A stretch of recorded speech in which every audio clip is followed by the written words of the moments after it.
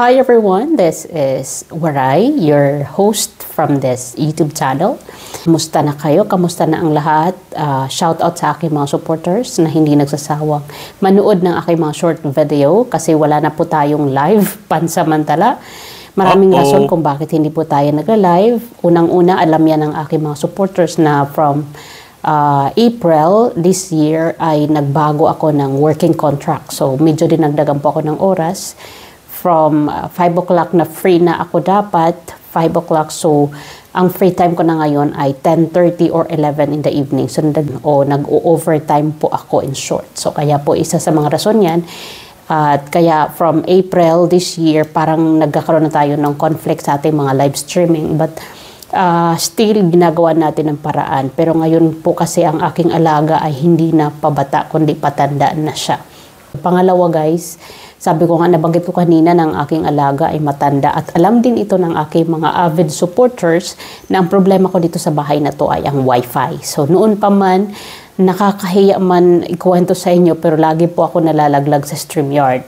At mabuti na lang nandyan ang ating Sir Julius na sumasalo sa akin tuwing malalaglag ako dahil nga sa napaka-bagal na connection dito sa bahay. At speaking of may alaga na matanda, so when it comes to gadget, when it comes to upgrading ng router, ng wifi, wala siyang alam. Kasi ano ang asahan mo sa 91 years old na walang alam sa mga gadget? So kapag kunikwento ko naman to sa mga anak niya, ang mga anak niya laging, sige, oo, itatawag sa company, pero ang end nito ay wala pa din action. So yan po. Oh my God! At kami mag-asawa na subukan namin pumunta sa mga company dito like Orange Company and Vodafone.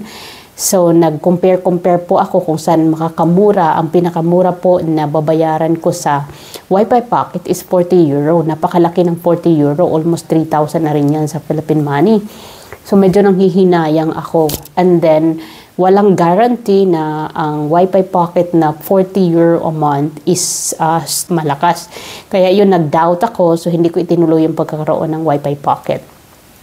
So maraming mga dahilan at syempre tayo po ay hindi pa nabubuhay sa income ng ating YouTube channel. Still, this is an extra income only that we are not actually spending our own salary for my own interest, but we are giving it to people who needs help.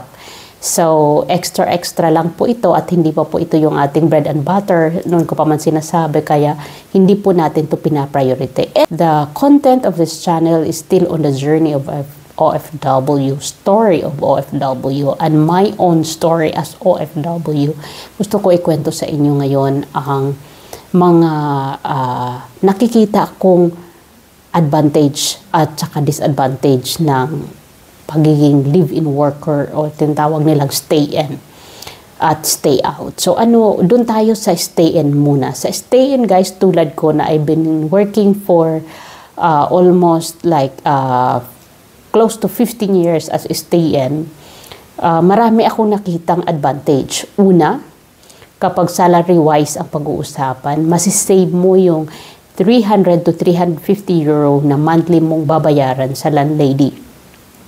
Ang 300 to 350 euro po ay pumapatak po yan ng 18,000 sa Philippine money. So, masisave mo na yon. Yun ang unang advantage isang OFW. Pangalawa guys, ay makikilala mo ng lubusan ang iyong mga tatay-nanay. I should say it tatay-nanay kasi yun yung call sign code namin na mga nagtatrabaho sa domestic industry na tatay-nanay ang tawag sa ating mga amo para hindi tayo mahalata na silang pinag-uusapan. At sana nga dito sa vlog na ito ay hindi marami ang English na mabanggit kong salita kasi ang mga tatay-nanay ko ay nakasubscribe sa aking YouTube channel at ayokong mag-isip sila na silang pinag-uusapan ko. So sila po ay nakakalimbang, naka-bell all sa aking mga uploaded video, kaya po ay nanonotify sila tuwing meron akong bagong video. And then, pangalawa guys, yun, lubusan mong makikilala ang iyong mga boss, ang tatay-nanay mo at mga anak at mga kasama mo lahat sa bahay kasi nga nandun ka 24/7, which is good for you kasi mas lalong palakasin yung inyong relationship as tatay-nanay and you as the kasambahay or their housekeeper. So, dito naman tayo sa live out o stay out. So, kung stay out ka naman, of course, magbabayad ka ng 15,000 to 18,000 pesos sa Philippine money na rent sa room. Yan ang makakalta sa sahod mo. So, kung sumasahod ka like 800 euro, babawasan ng 300. So, meron ka na lang matitira na 500. So, ang 500 euro, pag dito mo yan ginasto sa Espanya, napakaliit lang, napakakonte lang. Pero sa Pilipinas, oo, medyo malaki kung titingnan. So, ang laki ng bawas. Almost half of your salary ay mapupunta lang sa mga bayaran. Bayaran sa room, bayaran sa kuryente, sa tubig, at iba pang expenses like pagkain mo, yung mga konting chichirias o mga hindi importanteng bagay na minsan nagiging libangan nating magpikar-pikar o mag-finger food kapag nasa boarding house tayo. So, mas okay sana ang stay-in sa mga taong talagang tipid ang kanilang hangarin sa buhay. Pero, another disadvantage nito ay nawawalan ka na ng panahon sa sarili mo, yung freedom mo, yung kaligayahan mo, yung socialization mo, and katulad namin na we are in the community of CFC, so medyo ngayon ko lang na-realize na sayang yung mga time na we want to attend seminars, we want to explore, or we want to learn more topics from the CFC community and somehow extra activity para umattend ng mga seminars.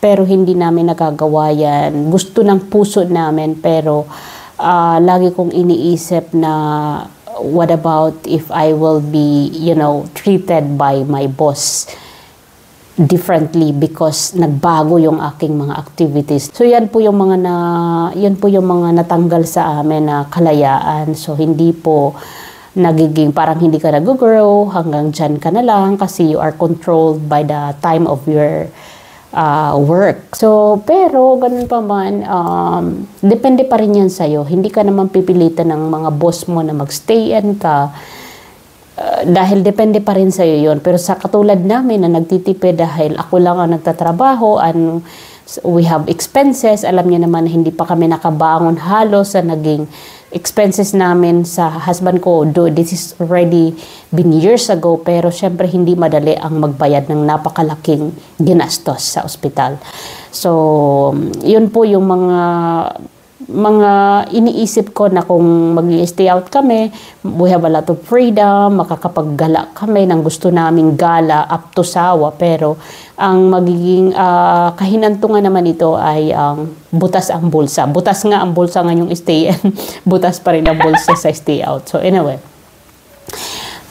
ako naman kasi yung taong happy na ako na makakain 3 times a day. Nagsasabi nga sabihin ninyo ang iba, baka sabihin ninyo na, ang tagal na sa abroad pero wala pa rin na ipon, wala pa rin na invest. Pero iisipin mo, may kanya-kanya po tayong mga prinsipyo sa buhay.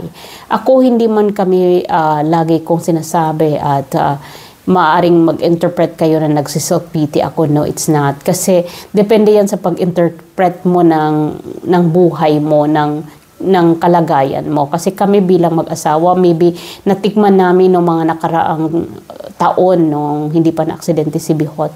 So, parang hindi kami nakakaranas ng hirap, hindi kami nawawala ng pera, na bumabalik ako sa abroad, may ipon pa rin kami sa Banco de Oro o sa PNB, sa mister ko, ako sa BDO, tapos bumabalik si mister sa barko na may ipon talaga. Pero, nakakatulong pa kami sa tao, nakakatulong pa kami sa mga kamag-anak namin.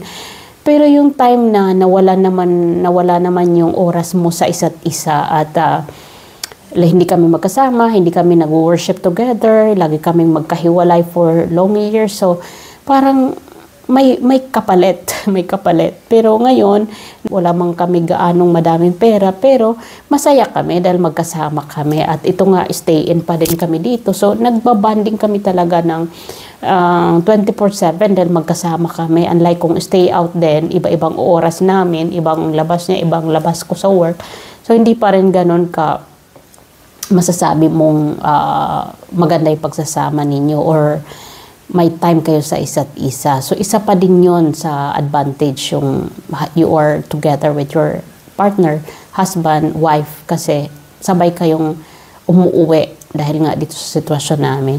So, pero minsan naiisip mo na, are you still okay? Are you still healthy? Are you still living happily? Na parang wala ka ng time sa ibang bagay. Pero para sa akin, depende pa din yun sa pag-manage mo sa oraryo mo, sa pag-organize mo sa mga oras mo. Kami naman, we're having fun naman. Lalo na ito ngayon na nauso na ang mga vlog. So medyo okay naman kami. Kaya yun lang for now, at maybe by the next days ay mabibigyan ko pa rin kayo ng iba pang kwento. Ito po ay isolated story na ikinikwento ko sa inyo. So thank you for watching and I'll see you very soon.